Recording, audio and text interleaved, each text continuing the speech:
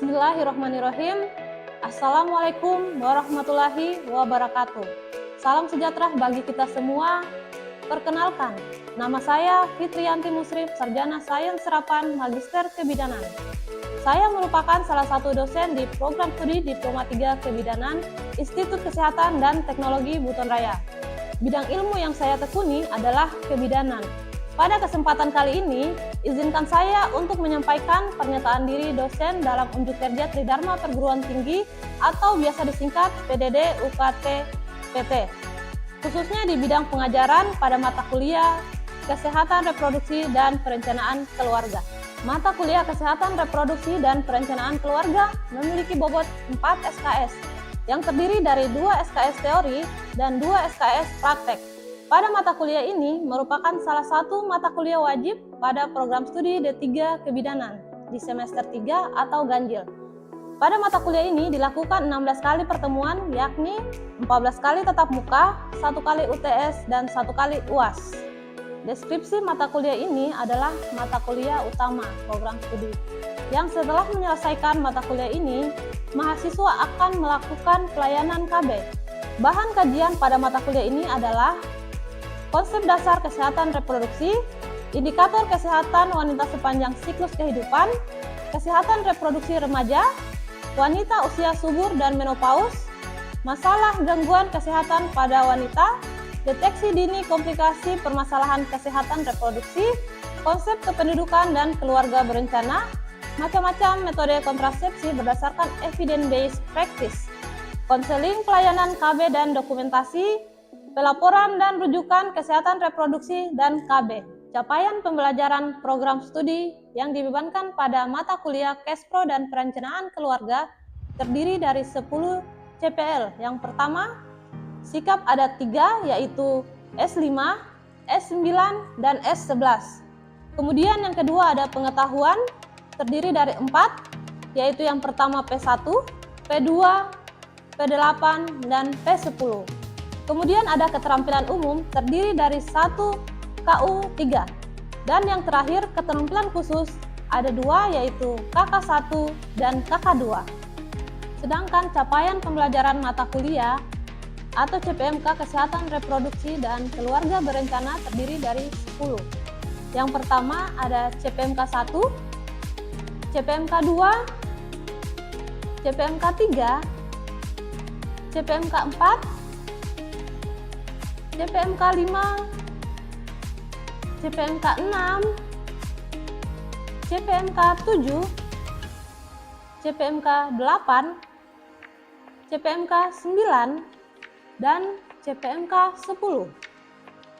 Metode pembelajaran yang digunakan dalam capaian pembelajaran dengan menggunakan metode DIA atau Delivery Interaction and Assessment. Yang pertama, delivery merupakan upaya yang dilakukan untuk membantu CPL tercapai melalui bahan kajian dengan menyiapkan bahan ajar berupa presentasi yang bersumber dari buku ajar, buku referensi, buku ajar, dan jurnal terkait pembelajaran guna mendukung proses pembelajaran baik di kelas maupun mahasiswa belajar mandiri. Yang kedua, interaction merupakan upaya interaksi antara dosen dan mahasiswa dalam proses pembelajaran. Beberapa metode yang saya gunakan antara lain.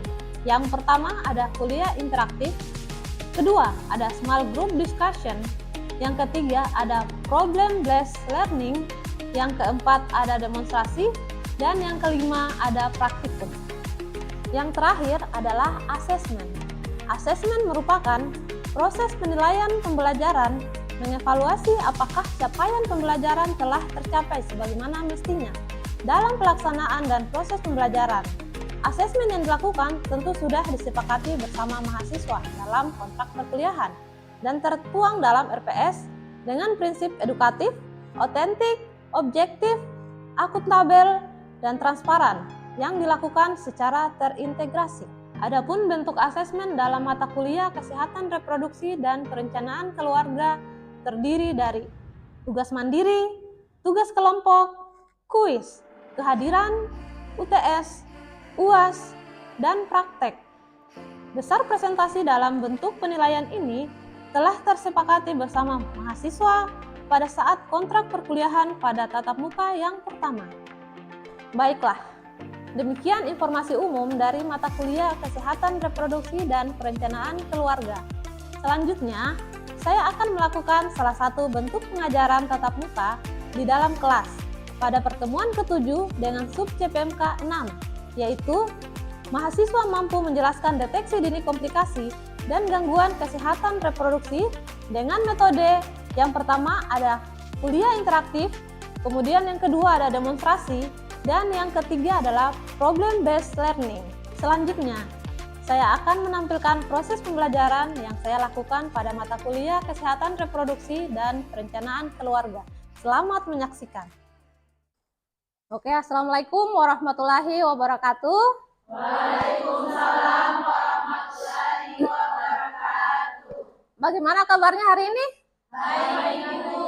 Aduh, kurang semangat. Bagaimana kabarnya hari ini? Baik, Ibu. Oke, sudah makan? Sudah, Ibu. Saya mau tanya dulu, tugas individunya sudah dikumpul? Sudah, Ibu. Oke. Baik, jadi sebelum kita memulai perkuliahan hari ini, marilah kita berdoa sesuai dengan keyakinan masing-masing. Semoga pada hari ini kita diberikan kemudahan untuk menerima mata kuliah atau materi-materi yang akan disampaikan hari ini. Berdoa dimulai. Selesai. Sebelum kita mulai, saya ingin mengecek dulu kehadiran para mahasiswa. Apakah hadir semua? Tidak. Baiklah, saya akan mengecek.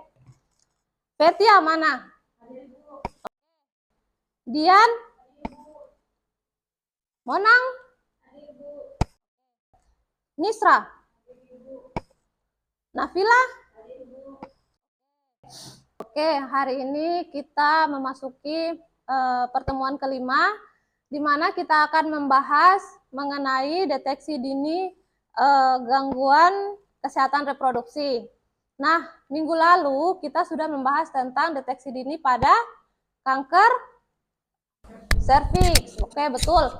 Sekarang kita akan membahas deteksi dini pada kanker payudara.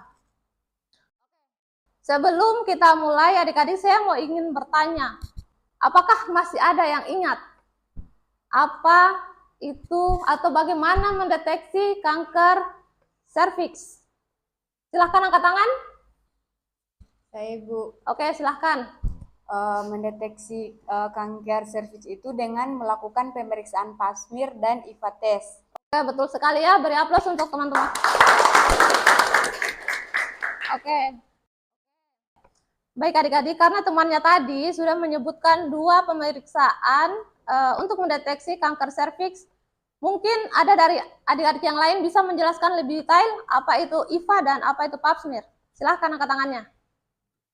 Oke, coba Indah yang di belakang, silahkan.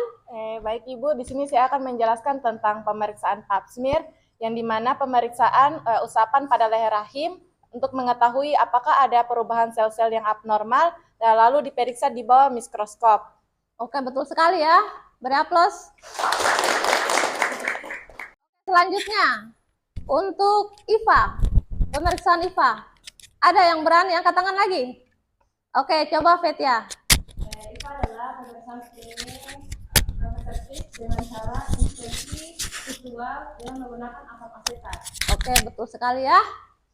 Kita aplaus untuk keberaniannya. Baik adik-adik, tadi kan kita sudah mendengar dari temannya tentang deteksi dini pada kanker serviks. Nah, hari ini kita akan membahas tentang deteksi dini gangguan kesehatan reproduksi pada kanker payudara.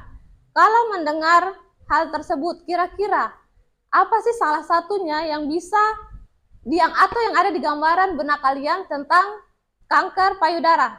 Coba Nafila. Ibu, salah satu untuk mendeteksi dini gangguan kesehatan reproduksi tentang kanker payudara itu sadari, Bu. Oke, sadari, betul sekali ya. Kemudian kita lanjut. Nah, sebenarnya perlu kita ketahui bahwa sebelum kita membahas lebih jauh mengenai kanker payudara, kita harus tahu dulu bahwa apa sih yang harapkan untuk ketika kita belajar materi ini, apa yang harus diharap atau apa yang harus mahasiswa dapatkan. Nah, di sini bisa kita lihat ada tujuan instruksional umum. Apa itu tujuan instruksional umum atau apa yang kalian akan dapatkan dalam materi ini? Yang pertama, setelah melakukan pengajaran ini, mahasiswa diharapkan dapat mendeteksi dini komplikasi dan gangguan kesehatan, khususnya kanker payudara. Betul sekali. Kemudian, selain tujuan kontraksional umum, ada juga tujuan kontraksional khusus. Bisa dilihat di layar ada 8. Yang pertama adalah pengertian screening. Kemudian yang kedua, tujuan screening. Kemudian yang ketiga, definisi kanker payudara. Oke. Yang keempat, etiologi kanker payudara. Oke. Yang kelima, gejala kanker payudara. Oke. Kemudian yang keenam, diagnosis kanker payudara.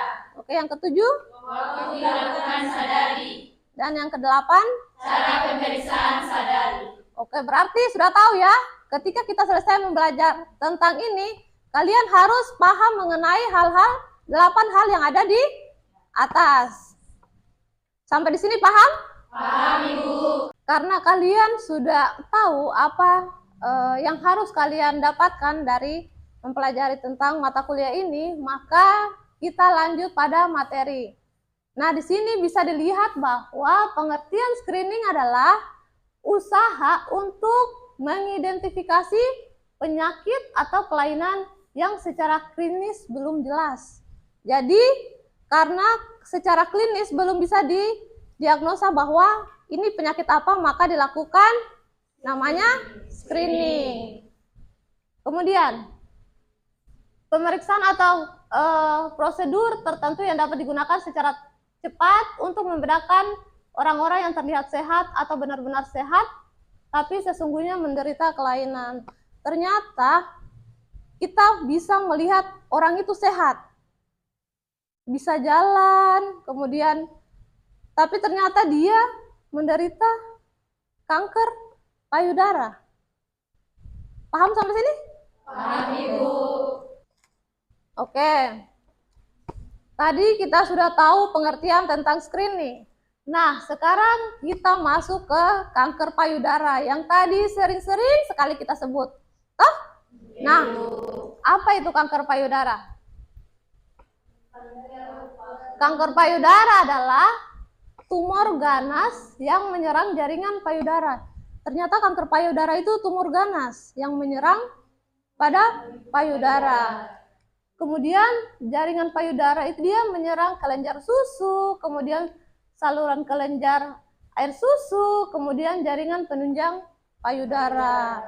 Sehingga kanker payudara merupakan penyakit yang dapat menyebabkan kematian pada wanita. Paham? Paham, Ibu. Oke. Sekarang kita masuk pada etiologi. Etiologi kanker payudara di sini ada 7. Yang pertama adalah orang-orang dengan umur di atas 40 tahun. Betul sekali. Kemudian yang kedua, riwayat perkawinan. Ternyata riwayat perkawinan, kemudian hubungan dengan paritas, kemudian usia melahirkan anak ke-1 dan menyusui. Kemudian yang ketiga apa? Usia. Oke, usia menarche dini. Kurang dari 12 tahun. Kemudian yang ketiga, menopause terlambat. Dia menopause di atas umur 55. Betul. Kemudian yang ketiga, dia menderita tumor jinak payudara. Nah, ternyata ketika ada ibu-ibu yang menderita tumor jinak, itu bisa menyebabkan atau bisa berubah menjadi kanker payudara. Jadi kalau kita dapat di lahan ada ibu-ibu yang ada tumor jinaknya di payudara, kita sudah lakukan sadari, terus jangan biarkan. Kita sarankan untuk cek kembali lagi. Jangan sampai ternyata tumor jinaknya berubah jadi kanker, betul. Kemudian yang terakhir, yang kedua dari terakhir, riwayat keluarga. Kemudian yang terakhir, obesitas. Ternyata obesitas juga bisa menyebabkan kanker payudara. Jelas sampai di sini? Jelas, Ibu. Oke. Ada yang ingin ditanyakan? Ibu, saya mau Oke, bertanya. silakan. Kenapa riwayat keluarga masuk pada salah satu etiologi di kanker payudara? Oke. Bagus sekali pertanyaannya ya. Jadi kenapa kenapa riwayat keluarga masuk dalam etiologi penyebab kanker payudara? Nah, perlu kita ketahui bahwa ketika ibu memiliki sel kanker payudara, maka itu genetiknya akan turun ke anaknya. Nah, kembali lagi ke bagaimana gaya hidup anaknya.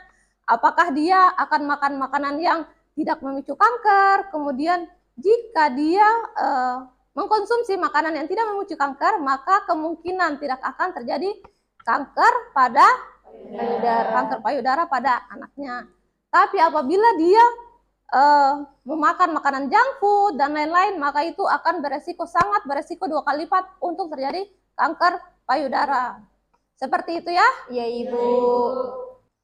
Oke, baik adik-adik, tadi kan kita sudah mempelajari bahwa salah satu cara mendeteksi dini kanker payudara yaitu dengan sadari. Nah, sekarang kita akan lihat by gambar bagaimana cara melakukan sadari. Yang pertama, kita lihat pada cermin. Apa yang dilihat? Bentuk yang simetris. Oke, simetris payudara. Kemudian, tahap kedua,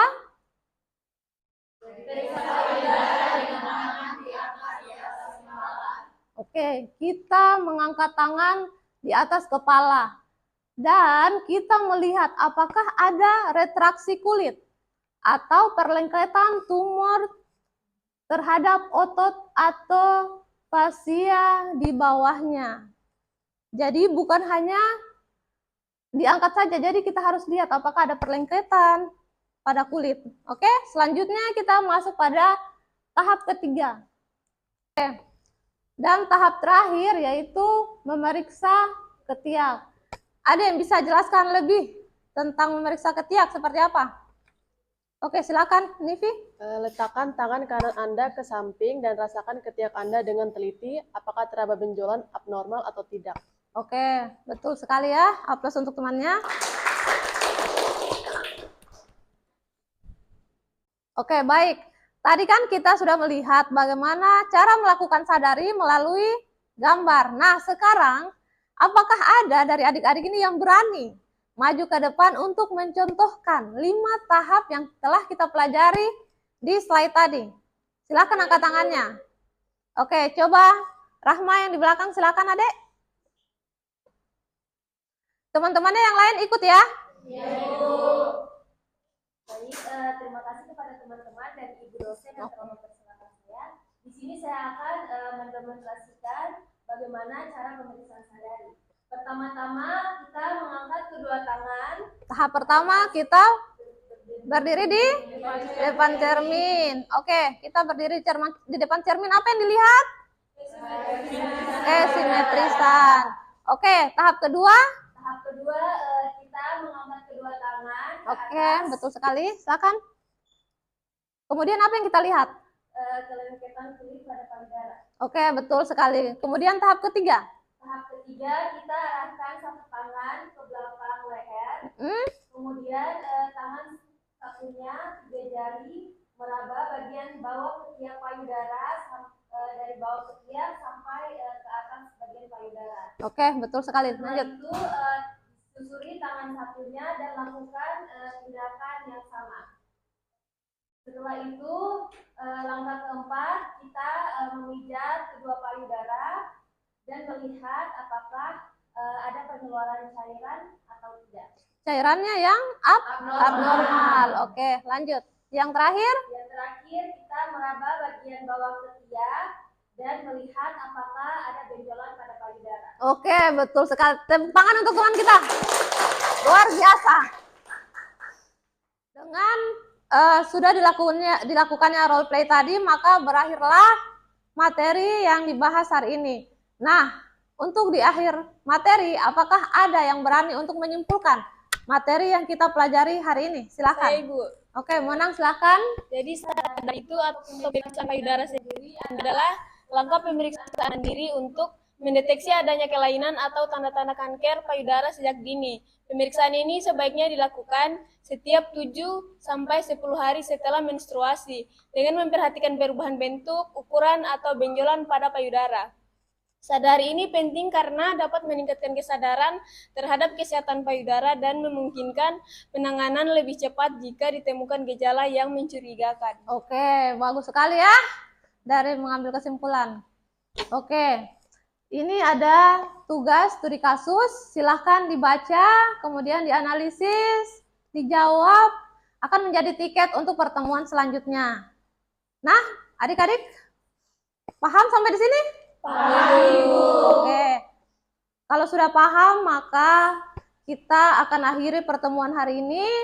Terima kasih sudah hadir pada perkuliahan saya. Semoga apa yang saya berikan bisa menjadi bekal bagi adik-adik semua. Akhir kata saya ucapkan wabillahi taufiq wal hidayah. Wassalamualaikum warahmatullahi wabarakatuh.